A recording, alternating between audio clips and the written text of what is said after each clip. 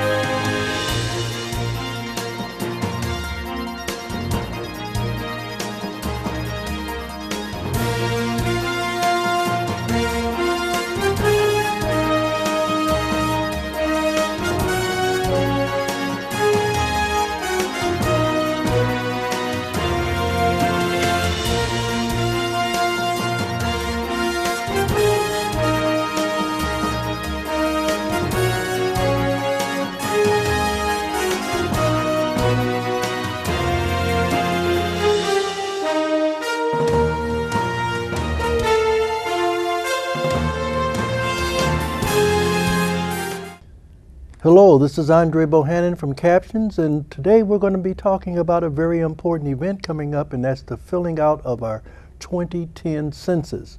I have with me, to help guide me through it, Shannon Tetchy from the City of Peoria.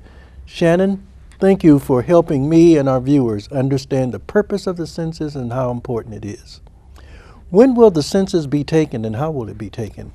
The census forms will be sent out the middle of March. You'll receive it by mail the middle of March, and they're due back the beginning of April. Census Day is April 1st, so we're encouraging all residents to return their census questionnaire by April 1st.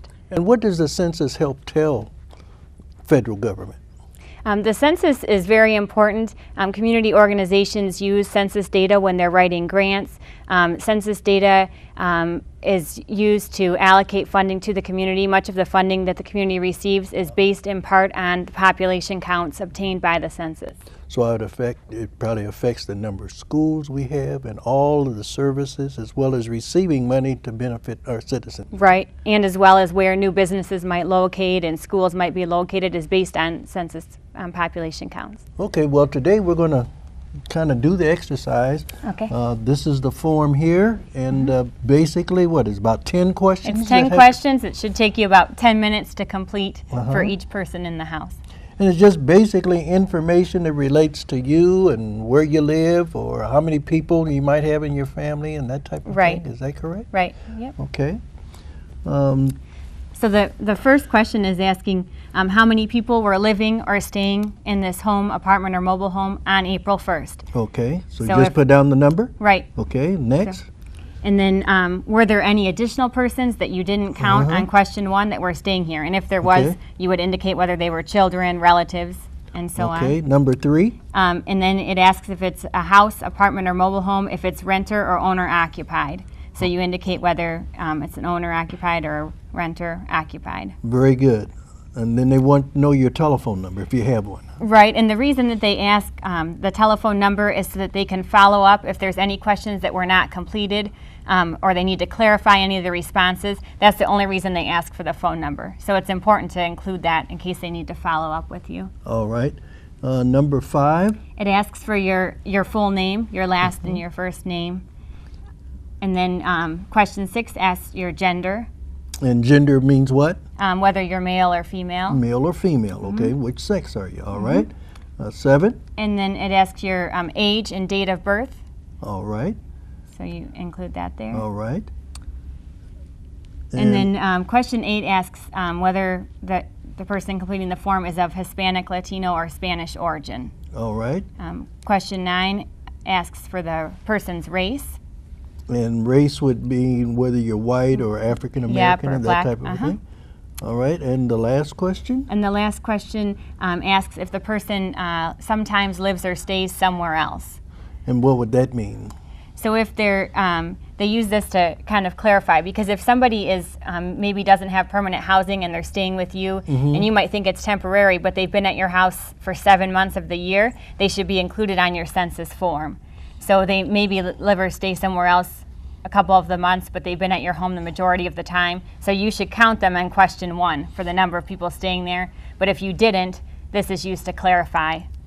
And also, I guess, as relates to the person, if I'm reading this right, whoever's filling out the form, they also want to know if sometime during the year you stay other places, like whether you're in college or in the military or even jail or prison or that type of thing, a nursing home. Right, and it's important to note that if you have people in your family that are away at college, they're counted at college, so you won't include them on your census form. If somebody's in a nursing home or in jail, they're counted as part of the group quarters enumeration, so they're counted at that institution, so you wouldn't include them on your form either.